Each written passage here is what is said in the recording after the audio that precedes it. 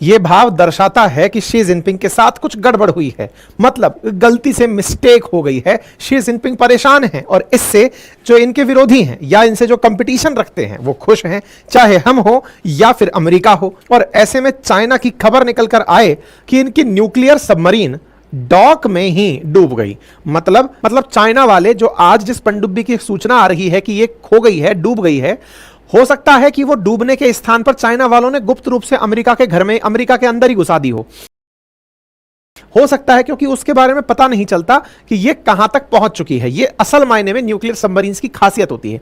लेकिन अमेरिकी मीडिया ने अपनी तरफ से खबर ब्रेक करते हुए कहा है कि यह सबमरीन पानी में समा गई है, क्योंकि ऐसी तस्वीरें निकलकर आई हैं जिनसे यह पता चल रहा है कि यह सबमरीन पहले तो हुआ करती थी और बाद में क्रेन्स के माध्यम से इसे तलाशा जा रहा है। ये तस्वीरें कहां से आई?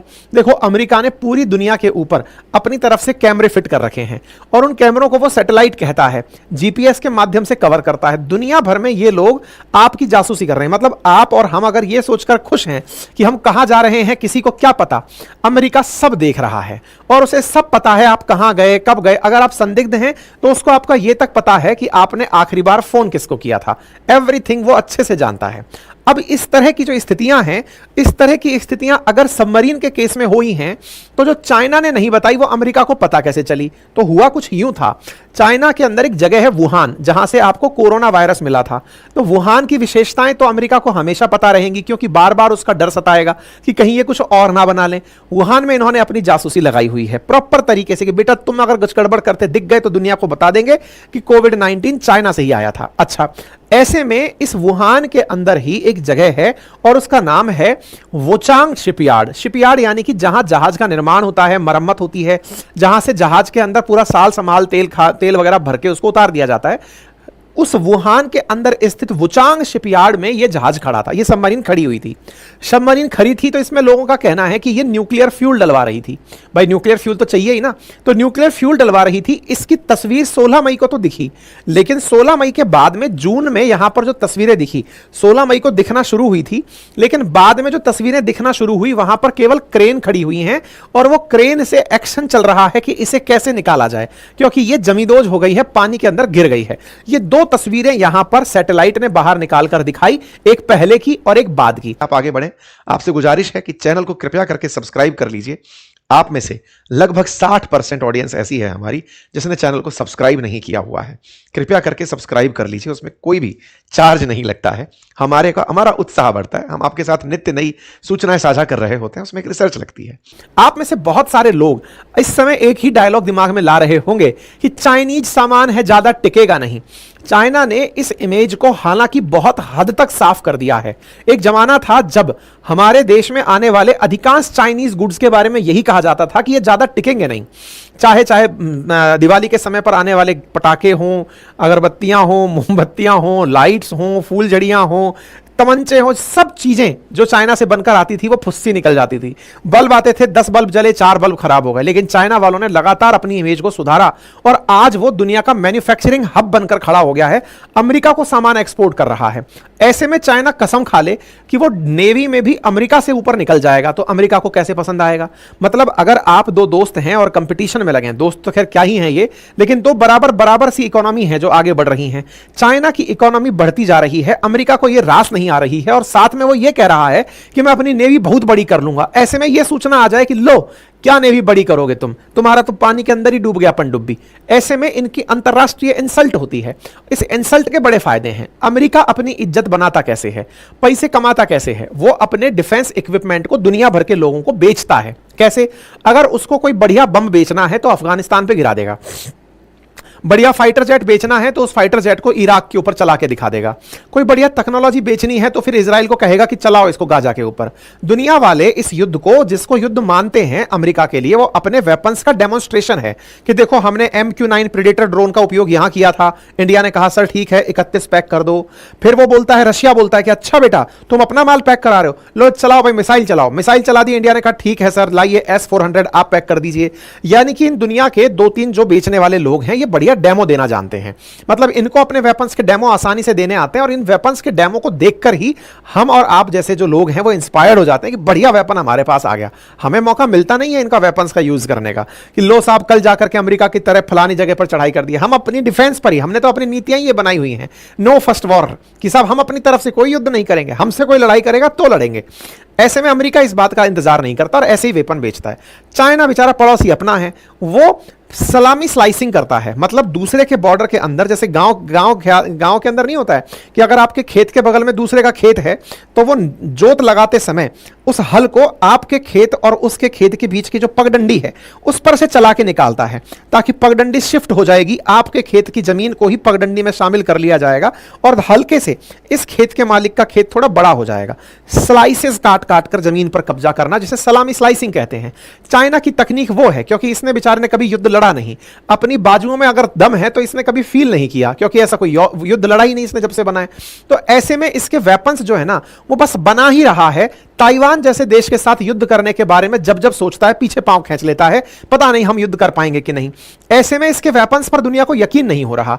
चाइनीज मोबाइल पर यकीन हो चुका है, चाइनीज कार, चाइनीज दवा, चाइनीज इंफ्रास्ट्रक्चर पर यकीन हो चुका है, इनके वेपन्स पर नहीं हुआ है। ऐसे में चाइना को अमेरिका अपना कॉम्पिटिटर मानता तो है, लेकिन खुश इस बात में है कि बेटा तुम्हारे वेपन तो चल ही नहीं पाएंगे, करोगे क्या इनको बना करके, क्योंकि बेच ही नहीं पाओगे। ऐसे में यह सूचना आ जाए कि इनकी सलाह ये डूब गई है, निश्चित ही इनके लिए दुख का विषय होगा, क्योंकि आने वाले समय में चाइना पर लोग ट्रस्ट कम करेंगे। जैसे अमेरिका से कोई वेपन खरीद लेता है, फ्रांस से खरीद लेता है, रशिया से खरीद लेता है, चाइना से खरीदने वाले लोग पीछे हटेंगे।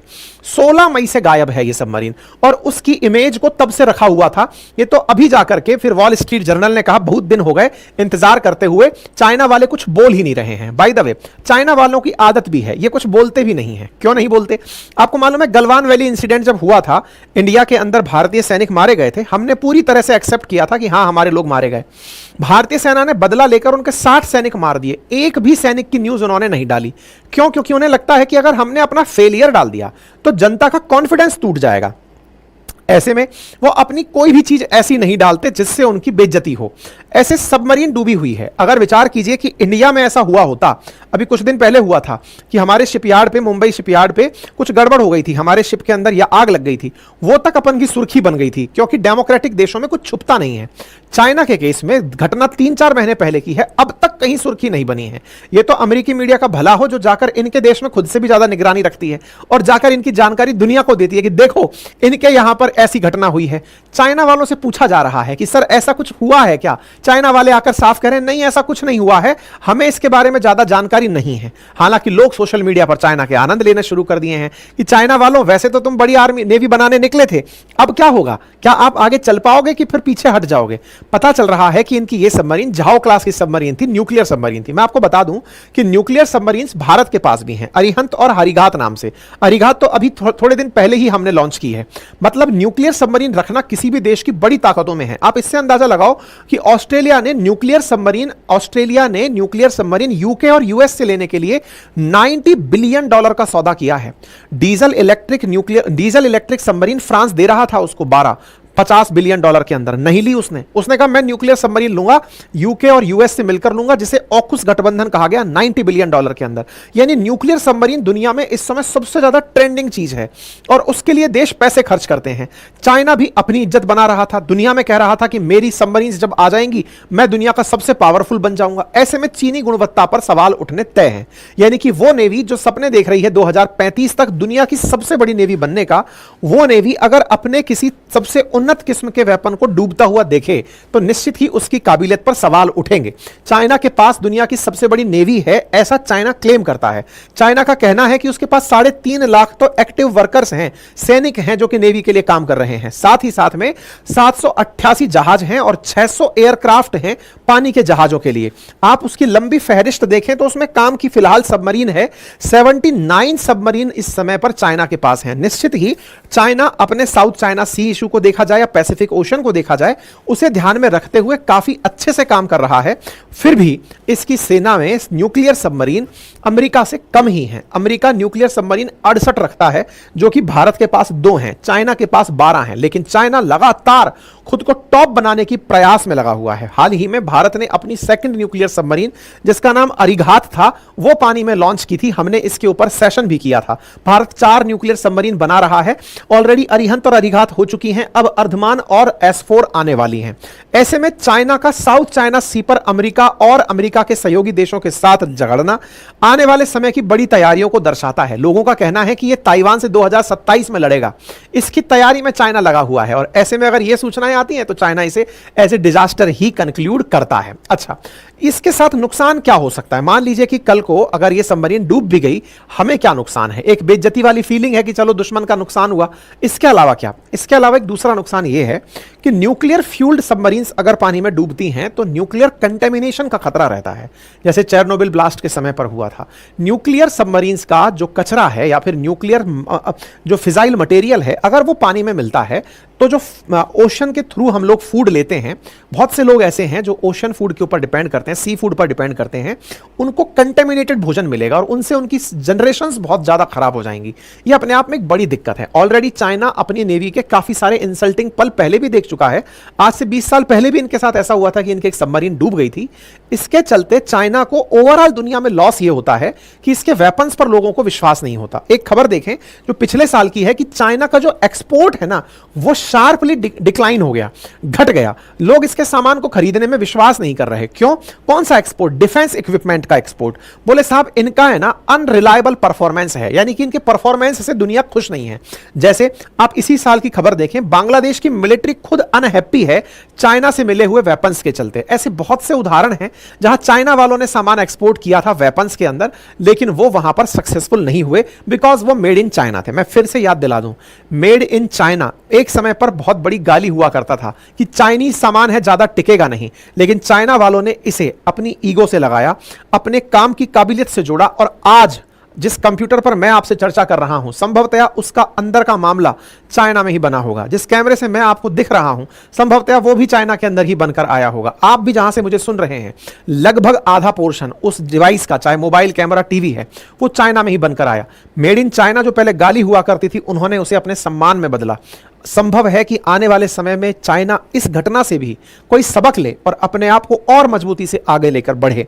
हम और आप गॉसिप्स तक सीमित ना रह जाएं, सेल्फ मोटिवेटेड हो कि एक दिन मेड इन इंडिया भी हो और उस मेड इन इंडिया में भारत आर्म्स का एक्सपोर्टर भी हो। अमेरिका को जिस तरह आज चाइना से चिंता है, ऐसे भारत से चिंता सताए कि यह हमें पीछे छोड़ने वाला है। बाकी आप इस विषय पर क्या सोचते हैं, अपनी राय कमेंट बॉक्स में जरूर रखें। चैनल पर नए हैं तो सब्सक्राइब कर दें, साथियों के साथ इसे साझा कर दें और वीडियो को लाइक करना बिल्कुल ना भूलें।